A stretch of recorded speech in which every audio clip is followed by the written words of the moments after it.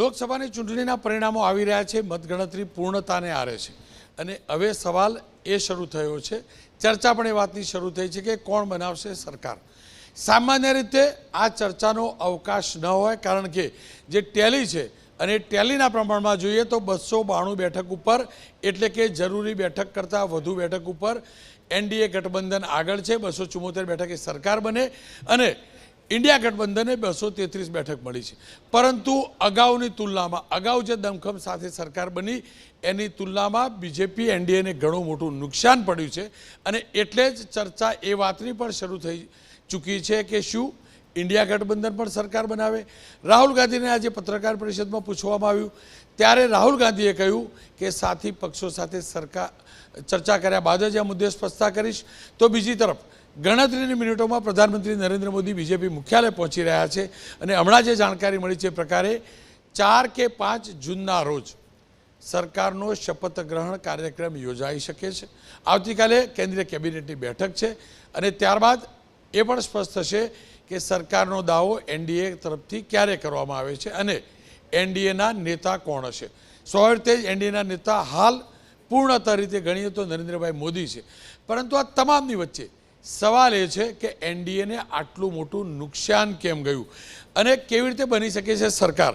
તો સરકાર બનાવી હોય તો એનડીએ માટે સ્પષ્ટ છે, જેડીયુ અને ચંદ્રાબાબુની પાર્ટી આ બંને ઘટક પક્ષો છે અને બંને પક્ષો એનડીએ સાથે રહે તો આસાનીથી સરકાર બની શકે છે, પરંતુ જો ઇન્ડિયા ગઠબંધન સરકાર બનાવવા માગતી હોય અને સરકાર બનાવવાના પ્રયાસ કરે તો જેડીયુના સમર્થન સાથે સરકાર બનાવી શકે છે, સાથે જ ટીડીપીના સમર્થનની પણ જરૂર છે। એ જ રીતે વાયએસઆર કોંગ્રેસનું સમર્થન બહારથી કરે તો પણ સરકાર સંભવ છે।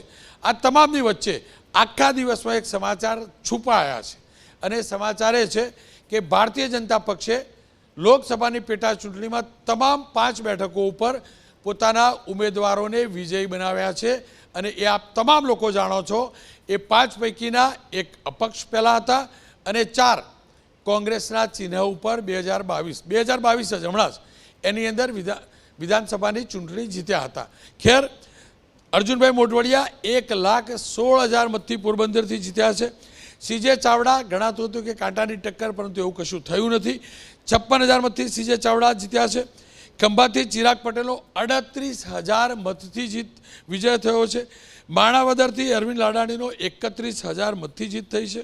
વાઘોડિયાથી ધર્મેન્દ્રસિંહ વાઘેલાના 82,000 મતથી વિજય થયો છે અને આના જ કારણે ગુજરાત વિધાનસભામાં હવે ભારતીય જનતા પક્ષનું સંખ્યાબળ 156 જે કરતા હતા એ નહીં, એક સારો આંકડો હતો ભારતીય જનતા પક્ષ માટે, પણ હવે 161 બેઠક થઈ ચૂકી છે।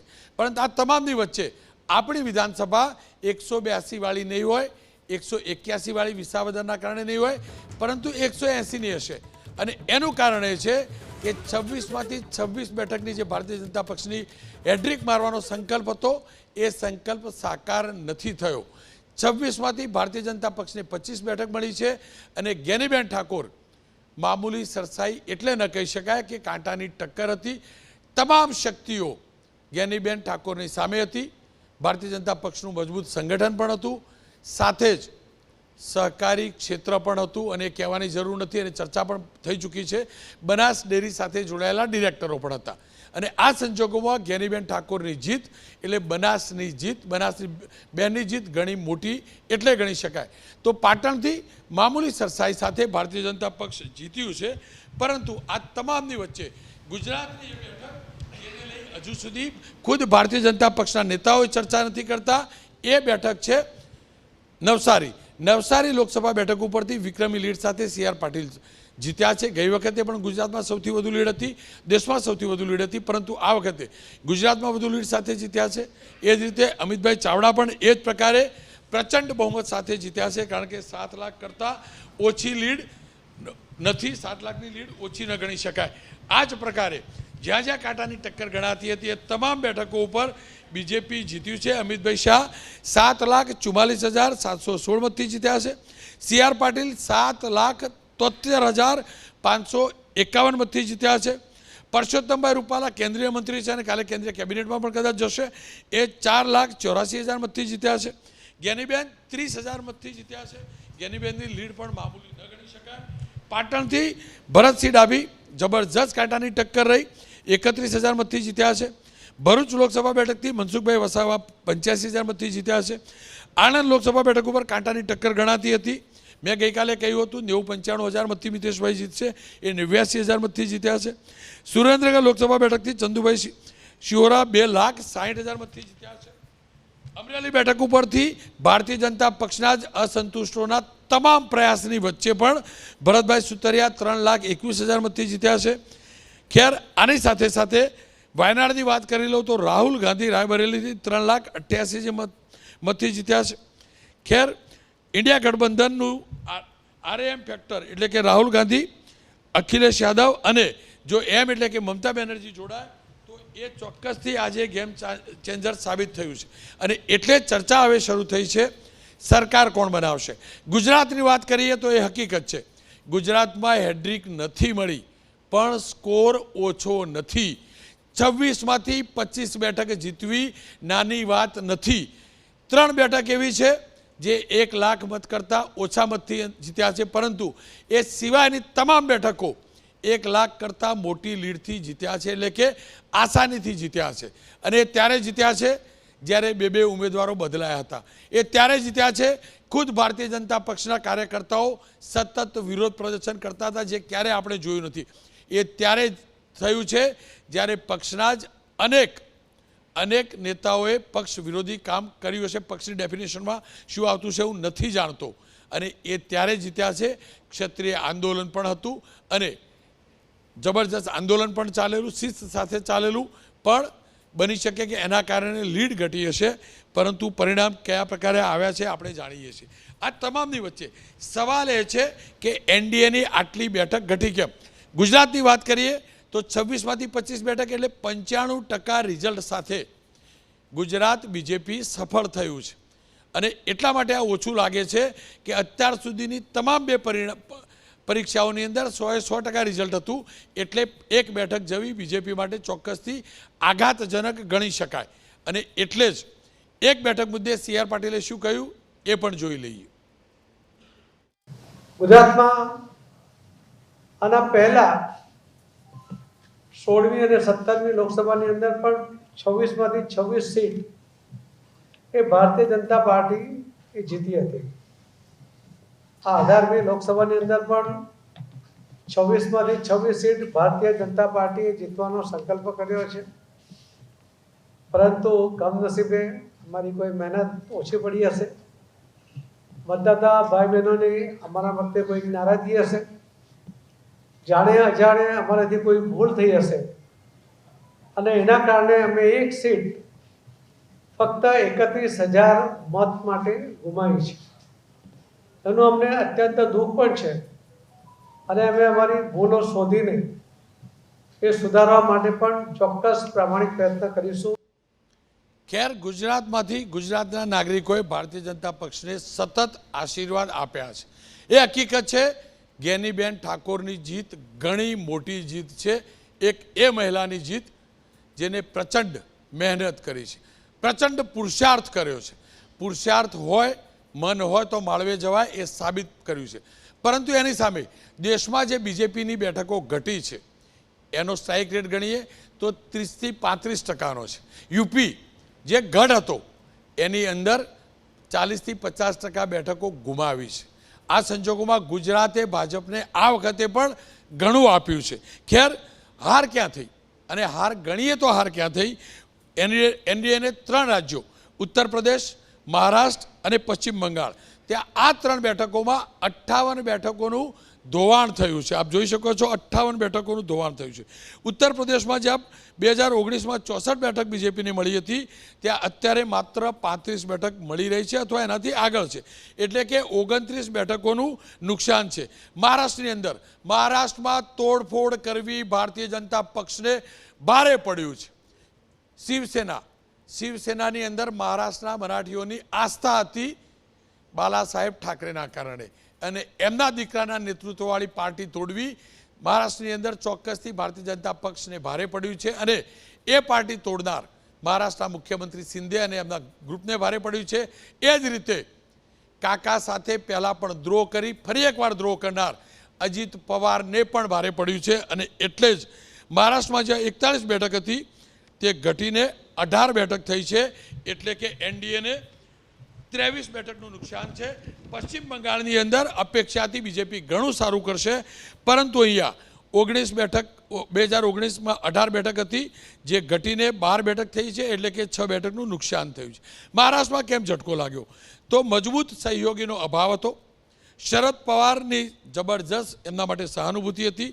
કલંકિત રાજનેતાઓનો બોજ પણ હતો. ઉદ્ધવ ઠાકરે મૃદુભાષી ગણાય છે, પરંતુ આ વખતે આક્રમક પણ રહ્યા અને તેમને અન્ય લોકોને બળવાખોર અને ગદ્દાર ગણાવ્યા, જેને મહારાષ્ટ્રે ગદ્દાર જ ગણ્યા. મરાઠા અનામત આંદોલન પણ થયું. મરાઠાવાડમાં દુષ્કાળ પણ થયો.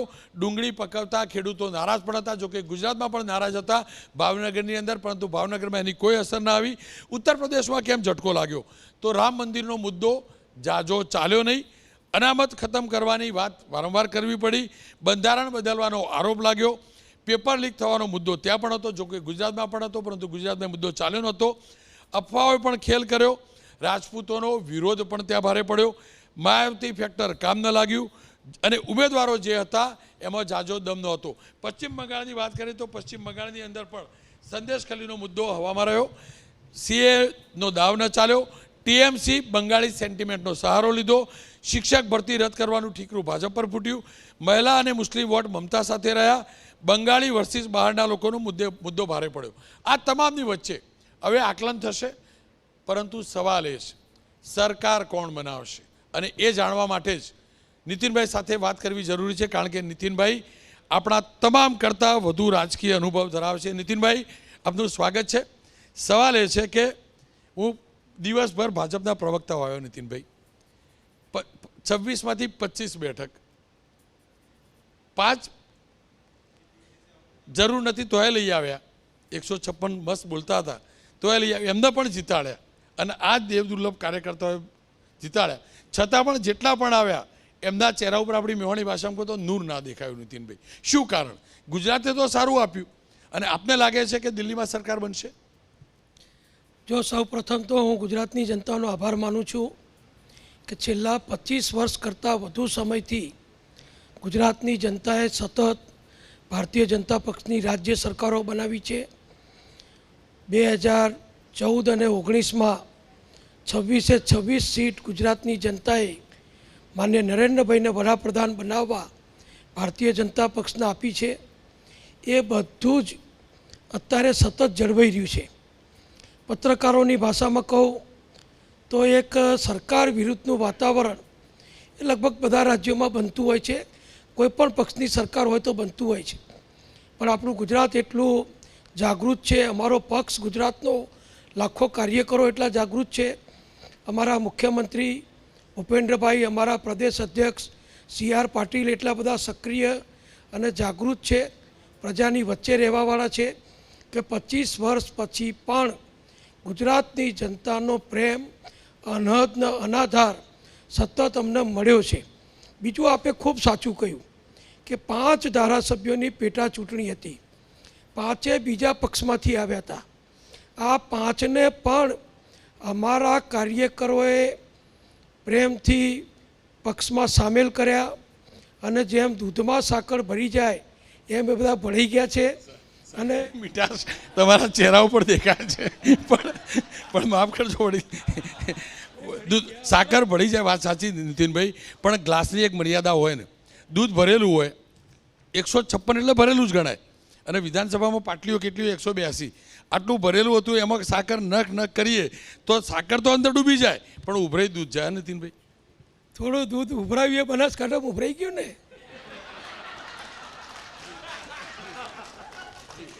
બનાસકાંઠા દૂધનો જિલ્લો છે. આખા ભારતની મોટામાં મોટી ડેરી, લાખો પશુપાલકોને જ્યાં જીવન નિર્વાહ માટે ઉપયોગી છે, ત્યાં અમે થોડી કચાશ રહી ગઈ. જ્ઞાતિવાદ, જાતિવાદ અને જે અતિરેક ચાલ્યો અને જે રીતે આક્રમકતાથી વિપક્ષે કામ કર્યું એને કદાચ અમારા સ્થાનિક કાર્યકરો બહુ પહોંચી શક્યા નહીં. એટલે ખૂબ ઓછા મત માટે એ અમે સીટ જીતી ના શક્યા. એનું અમને બધાને અમારા પ્રદેશ અધ્યક્ષશ્રીએ પણ કહ્યું, સાચું બોલવું જરૂરી છે કે એનું અમને બહુ પારાવાર દુઃખ છે, પણ 25 સીટ જીતવી, 25 વર્ષ પછી જીતવી, સતત જીતવી, 3 વખત લોકસભામાં જીતવી એ કોઈ નાની વાત નથી અને અમે કરી બતાવ્યું છે, એનો અમને આનંદ છે. જી નીતિનભાઈ પ્લીઝ, આપની પાસે ફરીથી આવીશ. પ્રધાનમંત્રી મોદી બીજેપી કાર્યાલય પહોંચી ચૂક્યા છે. પ્રધાનમંત્રી મોદીનું પ્રવચન પણ સાંભળીશું. એ પહેલાં પાટણ મામૂલી અંતરથી ન જીતી શક્યા પણ બનાસકાંઠા જીત્યા. શું એક આશાનું નવું કિરણ? હું સૌ પ્રથમ મારી વાત કરતાં પહેલાં આપના માધ્યમ દ્વારા ગુજરાતની પ્રજાનો ખૂબ ખૂબ આભાર માનું છું. ગુજરાતની પ્રજાએ જે હમ હતો, અમે 26 સીટ જીતીશું, 5 લાખ મતથી જીતીશું, એ ગુજરાતમાં જે હમની વાત હતી એ હમની વાત તોડીને ગુજરાતે સાબિત કરી બતાવ્યું છે. અને કોંગ્રેસને જે પ્રમાણે આ વખતે જે મતો આપ્યા છે, હું માનું છું તે પ્રમાણે કે અમે એક સીટ પણ જીત્યા છે. બીજી સીટ પાટણમાં પણ આપને ખબર છે કે છેલ્લા 3 રાઉન્ડમાં જ અમે 30,000 મતે હાર્યા અને પાટણની સીટ હાર્યા છે. સાથે સાથે આપ જાણો છો કે અમારા બધા જ કાર્યકર્તાઓ એકમત થઈ, એકજૂથ થઈ, બધા જ નેતાઓ ક્યાંય કોઈ વાદ વિવાદ વગર કોઈ સીટ ના બદલવી પડી. અમારે કોઈના માટે પગલાં લેવાની વાતની ધમકી ના આપવી પડી. અને છતાંય બધા જ કાર્યકર્તાઓએ જે રીતે કામ કર્યું એનું પરિણામ આપણે બધાને ગુજરાતમાં દેખાય છે. બીજું, એન્ટી ઇન્કમ્બન્સી આપણે સ્વીકારીએ કે ના સ્વીકારીએ, 3 થી 5% એન્ટી ઇન્કમ્બન્સી આખા દેશમાં હતી. તમે જુઓ કે જે પ્રમાણે ચૂંટણીની શરૂઆત થઈ હતી અને ચૂંટણીના પરિણામ આવ્યો, એના વચ્ચેનો આખો ગાળો તમે એને તપાસો તો તમને ખ્યાલ આવે કે આમાં સચ્ચાઈની જીત થઈ છે. સચ્ચાઈની જ જીત થઈ છે. અને એટલા માટે અમે પહેલેથી કહેતા હતા. હવે આખા યુપીમાં તમે જુઓ કે રામ ભગવાનને રામલલ્લાને લઈને પ્રધાનમંત્રી જાય છે, એટલે ભાઈ ફૈઝાબાદમાં તમે હારી ગયા, તમારી પોતાની લીડ તમારી ઘટી ગઈ. અને જે પરિણામો ઉત્તર પ્રદેશમાં આવ્યા છે, હું એમ માનું છું કે ચોક્કસ કે સચ્ચાઈ કભી કાગજ સે છૂપ નહીં શકતી. અને જે પ્રમાણે ગુજરાતમાં પણ હું આપને કહું છું કે હજુ આ શરૂઆત થઈ છે. હવે ગુજરાતની એક પછી એક પ્રક્રિયાના દરમિયાન, અને હજુ આવતીકાલે જુઓ, હજુ તો પ્રધાનમંત્રીએ શપથ લેવાના, એમની પાર્ટીમાં જ એમના શું નિર્ણય થાય છે એ આપણને 2 દિવસમાં જ ખબર પડશે. ખેર 6 તારીખ કે 8 તારીખે શપથ લેવાના છે. પ્રધાનમંત્રી પહોંચી રહ્યા છે. જી નીતિનભાઈ. રોનકભાઈ, હું ખાસ સ્પષ્ટતા કરવા માગું છું કે સવારથી ઘણી ચેનલોને મેં ઇન્ટરવ્યૂ આપ્યું. આ બધા પત્રકાર મિત્રો અયોધ્યાના વિજય માટે વાત કરે છે. આપણે બધા જાણીએ છીએ કે અયોધ્યાનું રામ મંદિર સદીઓ પછી કરોડો હિન્દુઓની આસ્થા જે હતી એ પૂર્ણ કરવા માટે અમારા પ્રધાનમંત્રી માનનીય નરેન્દ્રભાઈ મોદીજીએ સુપ્રીમ કોર્ટના આદેશ અનુસાર એ પૂર્ણ કર્યું અને કરોડો હિન્દુઓની આજીવન જે આસ્થા હતી એ પૂર્ણ થઈ. એટલે એક સીટ જીતવી કે ના જીતવી એ અમારા માટે અયોધ્યાના રામ મંદિર માટે મહત્ત્વ નથી. અયોધ્યાનું રામ મંદિર બન્યું એ આવનારા હજારો વર્ષ સુધી ભગવાન રામલલ્લાના કરોડો અબજો હિન્દુઓને આવનારા સમયમાં દર્શન આપતું રહેશે, એનું અમને આનંદ ગૌરવ છે. બીજું, ફૈઝાબાદ, અયોધ્યા એ ફૈઝાબાદ લોકસભા સીટમાં આવે છે અને ત્યાંનું જે જાતિ સમીકરણ છે, ધાર્મિક સમીકરણ છે, એ આપણે માનીએ છીએ એ પ્રમાણે ફૈઝાબાદના નામ ઉપર જ છે. એટલે અયોધ્યાનું મંદિર ભલે ફૈઝાબાદમાં છે, ફૈઝાબાદ સીટ ભલે અમે નથી જીત્યા, પણ ભગવાન રામનું મંદિર અમે કરોડો હિન્દુઓને અર્પણ કરી શક્યા છીએ, એનો અમને આજીવન આનંદ છે. આપનો ખૂબ ખૂબ આભાર નીતિનભાઈ. પીએમ પહોંચી રહ્યા છે બીજેપી કાર્યાલય ઉપર. એમનું જબરદસ્ત સ્વાગત કરવામાં આવી રહ્યું છે. અને સ્વાગત એટલા માટે હોય કે સતત 3જી વાર સરકાર બને એટલી બેઠકો એમના નેતૃત્વમાં મળી છે. એ હકીકત છે. અપેક્ષા કરતાં ઘણી બેઠકો ઓછી મળી છે. યજ્ઞેશભાઈ, તમારા જેટલા પણ અહીંયા પ્રવક્તા મિત્રો આવ્યા, માફ કરજો પણ એમના ચહેરાનું નૂર નહોતું. અને હું એ જ કહું છું, આ દ્રશ્યો ઉપરથી તો શીખો. તમે જીત્યા છો, બેઠકો ગઈ વખત જેટલી નથી જીતી શક્યા પણ જીત્યા છો. કેમ એ જનૂન જતું રહ્યું? એવું શું થયું? એવું બીજેપીમાં શું થયું કે પછી વિશ્વાસ નથી સરકાર બનશે એનો? અને કોઈ પણ કાર્યકર્તાના ચહેરા ઉપરનું જનૂન નથી જતું રહ્યું, કોઈ પણ કાર્યકર્તાના ચહેરા ઉપરનું નૂર પણ ઓછું નથી થયું. આજે પણ ભારતની અંદર ભારતીય જનતા પાર્ટી સૌથી મોટા પક્ષ તરીકે ઉભરી આવી છે. બીજું કે ભારતીય જનતા પાર્ટી જ્યારે 2014માં પણ સ્વતંત્ર રીતે સરકાર બનાવી શકે એવી હતી, છતાં પણ આજે સાથી પક્ષોની સાથે જ સરકાર બનાવી, સાથી પક્ષોને એટલું જ મહત્ત્વ આપ્યું. 2019ની અંદર પણ 303 સીટો લાવ્યા બાદ પણ સાથી પક્ષોને ભારતીય જનતા પાર્ટી એટલું જ મહત્ત્વ આપ્યું છે. આજે પણ એનડીએ સાથે ભારતીય જનતા પાર્ટી જે બહુમતીનો જે આંકડો છે એનાથી ઘણી બધી વધારે સીટો જીતી અને આવી છે. ખેર, પ્રધાનમંત્રી પહોંચી ચૂક્યા છે, થોડીક વાર એમનું પ્રવચન પણ શરૂ થશે. પ્રગતિબેન, દર વખતે તમે આવતા અને સાચું કહું તો મજા પણ લેતો, એક પણ ચૂંટણી તમને મોકો નહોતો મળ્યો બોલવાનો, આ બોલી લો તમે ત્યારે જાઓ. બોલી લેવા કરતાં પણ રોનકભાઈ, પહેલાં તો હું ગેનીબેનને ખૂબ ખૂબ અભિનંદન આપીશ કે ગુજરાતના આટલા મોટા માહોલની વચ્ચે પણ જે બનાસની બેન ગેનીબેન છે જીતીને આવ્યા, અને બાકી બધા કેન્ડિડેટને પણ હું ખૂબ ખૂબ અભિનંદન આપીશ કે એમણે લડ્યા છે ઇલેક્શન. અમારા અકાઉન્ટ ફ્રીઝ થઈ ગયા હતા, અમારા રાહુલજી ઉપર ઘણા બધા આક્ષેપો કરવામાં આવ્યા હતા, એ પછી પણ કોંગ્રેસના કાર્યકરે એકદમ સૈનિકની જેમ કામ કરી અને પક્ષને મજબૂત કરવાનું કામ કર્યું. રોનકભાઈ, એક મિનિટ, અમે લોકો કોઈ સત્તા માટે થઈ અને ક્યારેય એવું નથી વિચારતા કે અમે સત્તાની ખુરશી માટે થઈ અને જીતીને આવીએ. અમે 1858થી લઈ અને 1947 સુધી કોઈ એ કોંગ્રેસ ગઈ બેન, પ્લીઝ, સત્તા માટે લડીએ છીએ, હકીકત છે, હકીકત છે. જો આ લોકોએ સત્તા માટે લડે, તમે લોકોએ પણ અમારા મેનિફેસ્ટોને તમે જુઓ રોનકભાઈ, અમારા મેનિફેસ્ટોને તમે જુઓ. અમે 5 ન્યાય લઈને આવ્યા. એ 5 ન્યાયને અમે જનતાના પ્રશ્નોને ઉઠાવ્યા છે. ભારતીય જનતા પાર્ટીના ભાષણમાં માત્ર મટન, મુસલમાન અને મુજરા જેવી વાત હતી. કોંગ્રેસના મેનિફેસ્ટોમાં 5 ન્યાય હતા, લોકોની વાત હતી, અને લોકોએ તાનાશાહીઓની સામે લોકતંત્રને બચાવવાની વાત કરી છે. પ્રધાનમંત્રી મોદી પહોંચી ચૂક્યા છે. ધીમનભાઈ, અહીંનો માહોલ આખો અલગ છે. આપણે જે દિવસભર ચર્ચા પણ કરતા રહ્યા અલગ અલગ, પરંતુ પ્રધાનમંત્રી નરેન્દ્ર મોદીના ચહેરા ઉપર એ જ આત્મવિશ્વાસ ઝલકે છે. કદાચ કોઈએ જો મને ગોદી મીડિયા કહેવો હોય તો કે, પણ આ દેખાય છે, એ હકીકત છે. હું ફરીથી કહું છું, એ હકીકત છે. દાવા પ્રમાણે ઘણી બેઠકો જીતી શક્યા ને હાર્યા છે, એ હકીકત છે. દાવો ઘણો મોટો તો હાર્યા છે, વચનો બહુ મોટા હતા, ભાષણો બહુ હતા, એ બધું હકીકત છે. હાર્યા છે એ પણ હકીકત છે, પણ એ પણ તો હકીકત છે એનડીએ બહુમતની નજીક તો છે. આ તો જાતે ને જાતે કહેતા રહ્યા 400 કે પાર, 400 કે પાર, એટલે આ 300થી થોડાક નીચે આપણે ઓછી દેખાય. વેલ, એટલે તો આપણે એમને નરેન્દ્ર મોદી કહીએ છીએ. આપણે ચર્ચા કરીએ છીએ સવારથી કે કોણ જીત્યા કોણ હાર્યા. મને લાગે છે કે 2 અગત્યની જીતની ચર્ચા રહી ગઈ છે, ને ચર્ચા વગર આ ઇલેક્શનના પરિણામો અધૂરા છે એબીપી ઉપર.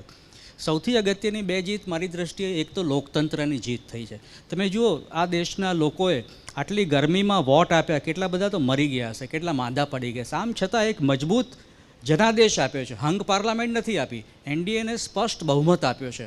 અને સાથે સાથે બીજેપીને એમના 400ના દાવા કરતાં ઓછી બેઠક આપી છે. બીજેપીનું, નરેન્દ્ર મોદીનું જે અભિમાન હતું એની સામે એક સામાન્ય મતદાતાનું આ વર્ડિક્ટ છે કે લોકતંત્રમાં સૌથી ઊંચો મતદાતા છે, કોઈ નેતા નથી, કોઈ પાર્ટી નથી. અને બીજી જો કોઈની જીત હોય તો મને લાગે છે કે ઈવીએમની જીત છે.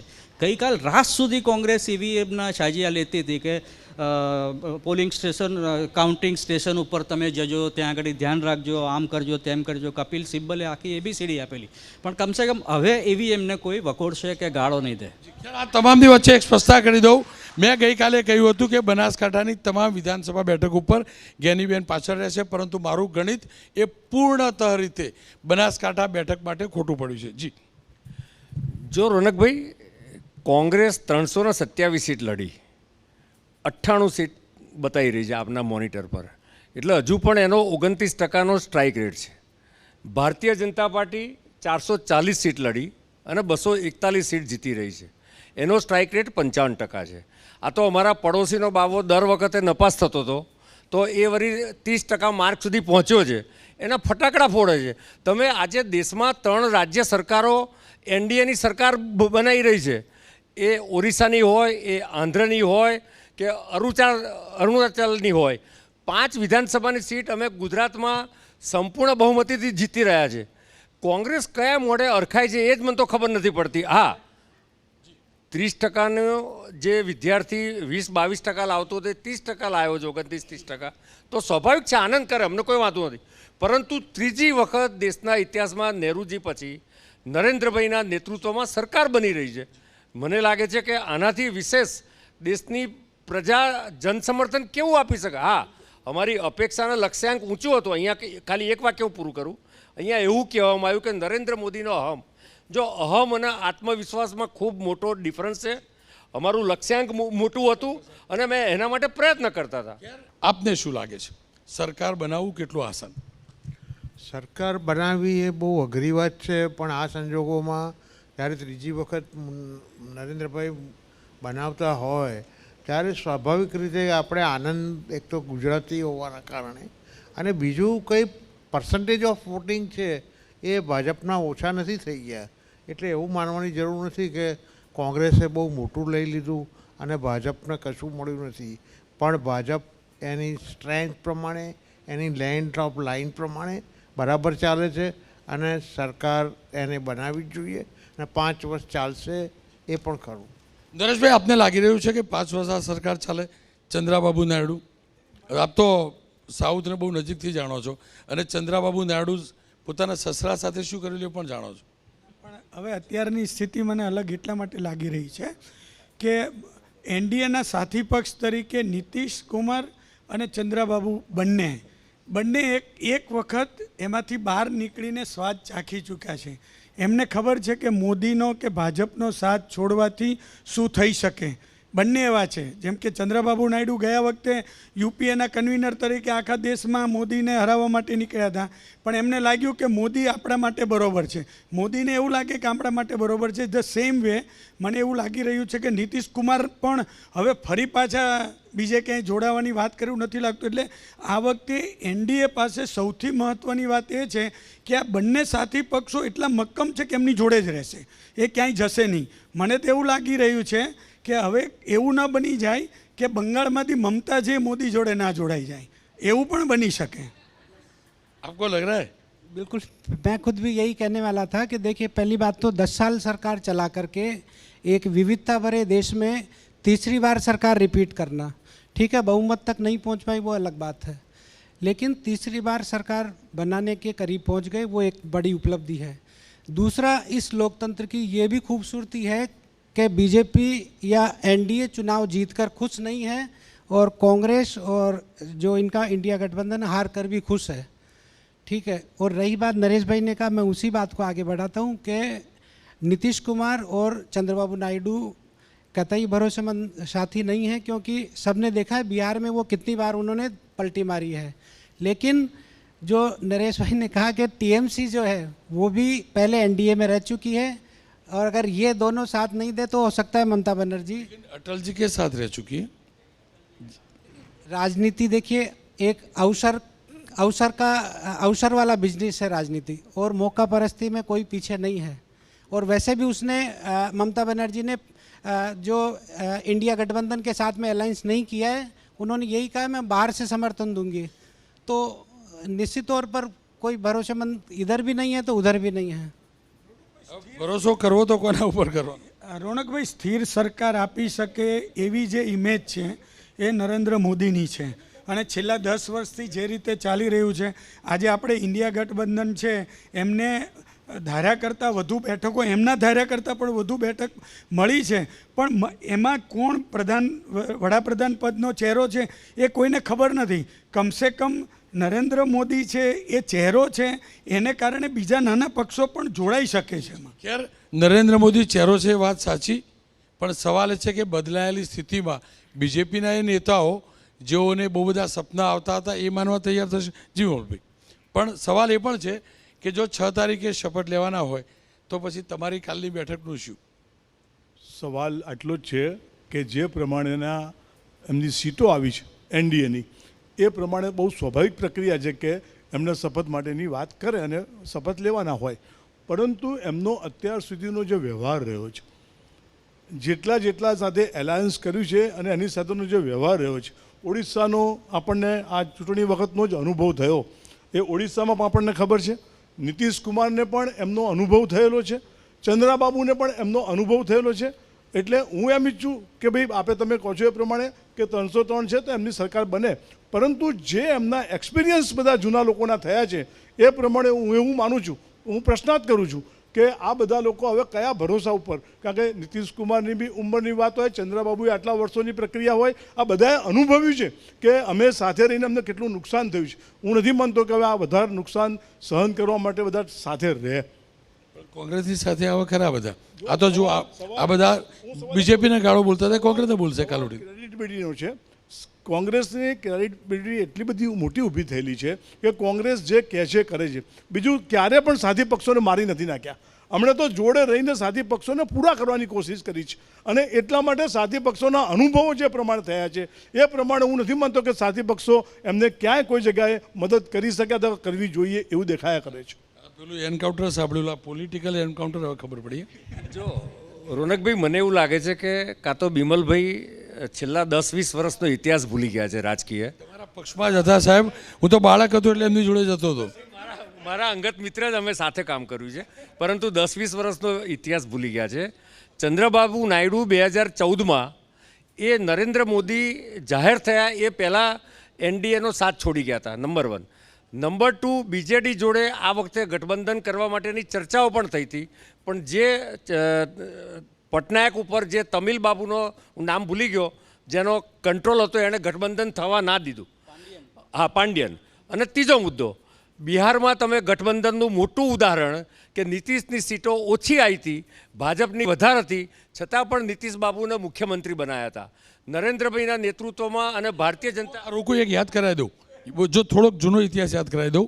બિહારમાં પૂર આવ્યું હતું, અમારા સુરતથી આખી ટ્રેન ભરીને આ જ નીતિશને મદદ મોકલેલી, 5 કરોડનો ચેક મોકલેલો, અને પાછી મોકલાયેલી ટ્રેન. અને બહુ કહું તમને, મેં નરેન્દ્રભાઈને કહેતા સાંભળ્યા છે કે આ નીતિન બાબુને મેં ચેક મોકલાયેલો, ડીડી મોકલાયેલો, અને નીતિન બાબુ હવે આપણા ગુજરાતનો ચેક ઠુકરાવતો હોય સાહેબ, સત્તા માટેનો થોડો સાથ લેવાય સાહેબ. મને કહો, આપણે તો ગુજરાતી, આપણે તો ગૌરવવંતા ગુજરાતી, ખમીરવંતા. 5 કરોડ રૂપિયાનો ચેક એમણે પાછો મોકલ્યો તો મને યાદ છે, પણ જે બિમલભાઈએ જે કહ્યું, બિહારમાં ગઠબંધન કર્યા પછી, ચૂંટણી સાથે લડ્યા પછી નીતિશની સીટો ઓછી હતી, છતાં પણ એમને મુખ્યમંત્રી બનાવ્યા. આ ગઠબંધનનો ધર્મ જો કોઈ નિભાવતું હોય તો એ ભારતીય જનતા પાર્ટી અને નરેન્દ્રભાઈનું નેતૃત્વ છે. નીતિનભાઈ પાસે જાણીએ કમિટમેન્ટ બીજેપી કેટલા સાચવે છે. જો કે ગુજરાત પ્રદેશમાં તો નીતિનભાઈ બહુ બધા કમિટમેન્ટ જળવાયા. સીજે ચાવડાનું કયું કમિટમેન્ટ હતું અને અર્જુનભાઈનું કેવું કમિટમેન્ટ હતું હું નહીં જાણતો. અને કમિટમેન્ટ એટલે જ સાહેબ 1.5 લાખ મતથી જીત્યા એટલે પૂછું. પણ આપને લાગી રહ્યું છે કે કમિટમેન્ટ આપવામાં અને કમિટમેન્ટ જે બીજેપી આપે એમાં સાથી પક્ષો, આ ધારાસભ્યો ભરોસો કરે છે, સાંસદો ભરોસો કરે છે, એમ કરશે? જો આ બિમલભાઈ જે પ્રશ્ન ઊભો કરે છે એ વાસ્તવિક નથી. એટલા માટે નથી કે એ એવું અભાવ ઊભી કરે છે કે જાણે નીતિશ કુમાર અને ચંદ્રબાબુ નાયડુ એ સ્વતંત્ર ચૂંટણી લડ્યા હોય અને હવે કોને ટેકો કરવો એ એમનો નિર્ણય કરવાનો હોય. એ અમારી સાથે ગઠબંધનમાં ચૂંટણી પહેલાં જોડાઈ ચૂક્યા છે, અને ત્યાં આંધ્રપ્રદેશમાં ભારતીય જનતા પક્ષ અને ચંદ્રબાબુનું ગઠબંધન ચૂંટણી લડ્યું છે. એવી રીતે બિહારમાં પણ નીતિશ કુમાર અને ભાજપ સંયુક્ત ચૂંટણી લડ્યા છે.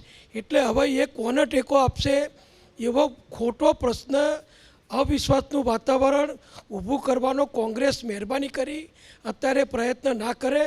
હજુ તો સગાઈ થઈ, લગ્ન થશે, હજુ બધું ઘણું ચાલશે, અને અત્યારથી બધું છૂટાછેડા સુધી આ કોંગ્રેસવાળા પહોંચી જાય છે, એ યોગ્ય નથી. નીતિનભાઈ, આપની સાથે વાત કરું છું તો બીજા એક સમાચાર જાણવા હતા. જો ગઈકાલે વિજયભાઈ જોડે વાત કરતો હતો અને વિજયભાઈ એમ કહ્યું કે સરકાર મંત્રીમંડળ બહુ નાનું છે, 17 સભ્યોનું મંત્રીમંડળ, મુખ્યમંત્રી સાથે આટલું વાયબ્રન્ટ ગુજરાત, બહુ બધા પ્રોજેક્ટ, બહુ બધી જવાબદારીઓ, અને એટલે મંત્રીમંડળનું વિસ્તરણ થશે. હવે ચર્ચા આખો દિવસ આ જ ચાલી કે આજે સાકર ભળી અર્જુનભાઈ ભળ્યા અને સાથે સીજેભાઈ પણ ભળ્યા. બધા તો ચાવડા સાહેબ કહેતા હતા કે ભાઈ અધિકારી એટલે ભાજપના લોકો પણ હજુ પહેલેથી સાહેબ જ કહે.